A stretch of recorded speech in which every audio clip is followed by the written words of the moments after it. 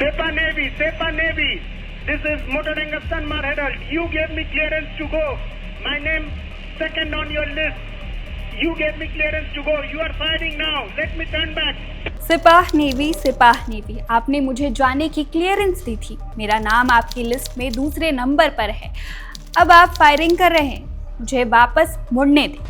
ये शब्द किसी एक्शन फिल्म के नहीं है, ये चीख है उस कप्तान की जिसके सामने मौत खड़ी थी। ये कहानी है 18 अप्रैल 2026 की। जगह स्ट्रेट ऑफ हॉर्मुज, जिसे आज दुनिया का किलिंग जोन कहा जा रहा है। 31 सेकंड की एक ऑडियो रिकॉर्डिंग ने पूरी दुनिया के होश उड़ा दिए।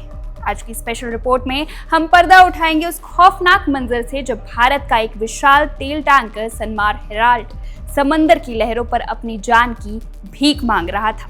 तारीख नोट कर लीजिए, 18 अप्रैल 2026। समंदर के बीचों बीच एक दैत्य जैसा जहाज बढ़ रहा था। नाम था सनमार हेराल्ड। ये कोई मामूली जहाज नहीं बल्कि एक VLCC यानी वेरी लार्ज क्रूड कैरियर था। इसके पेट में 20 लाख बैरल कच्चा तेल भरा था।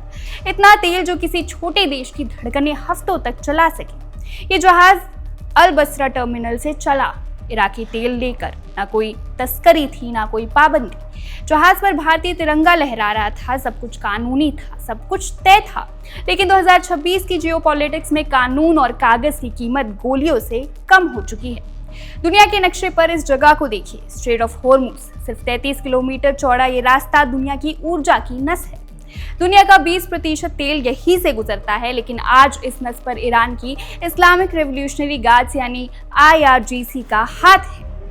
तनाव चरम पर है। अमेरिका और ईरान के बीच तलवारें खिंची हुई है और इस जंग के बीच पिसे जा रहे हैं वो कमर्शियल जहाज जिनका इस लड़ाई से कोई लेना देना भी नहीं।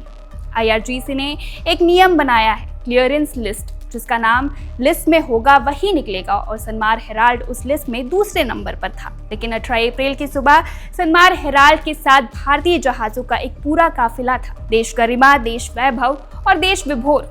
अरबों डॉलर का तेल एक साथ समंदर को चीरते हुए आगे बढ़ रहा था।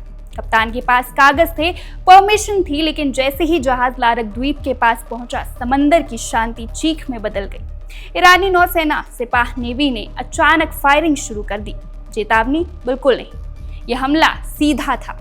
गोलियां असली थी और इरादे बेहद खतरनाक। तभी सनमार हेराल्ड के भारतीय कप्तान ने वो किया जो इतिहास में दर्ज हो गया।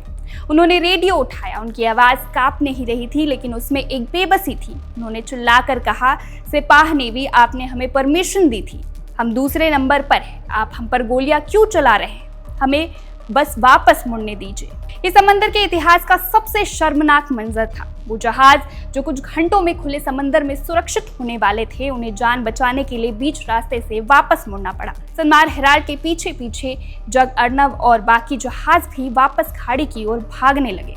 सोचिए, जिस जहाज के पास ऑफिशियल क्लियरेंस हो, अगर वो भी सुरक्षित नहीं है तो फिर सुरक्षित कौन है?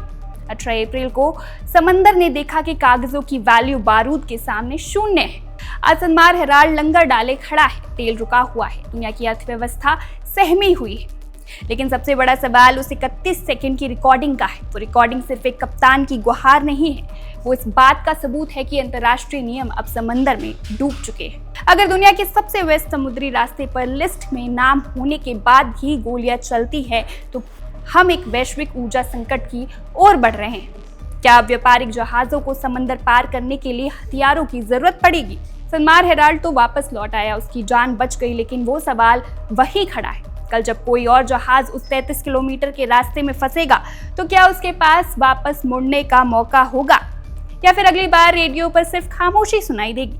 इंतजार कीजिए, क्योंकि समंदर की ये जंग अभी खत्म नहीं हुई है। अगली बार जब आप अपनी गाड़ी में पेट्रोल भरवाए, तो याद रखिएगा कि उस तेल की हर बूंद के पीछे सनमार हेराल्ड जैसे जहाजों की खौफनाक दास्तां छिपी है। Subscribe to One India and never miss an update. Download the One India app now.